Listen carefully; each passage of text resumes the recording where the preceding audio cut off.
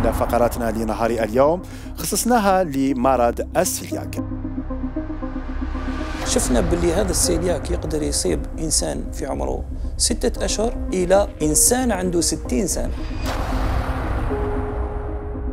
في مجرد 100 غرام نلقاو 60% من الحاجيات اليومية للألياف تكون متوفرة.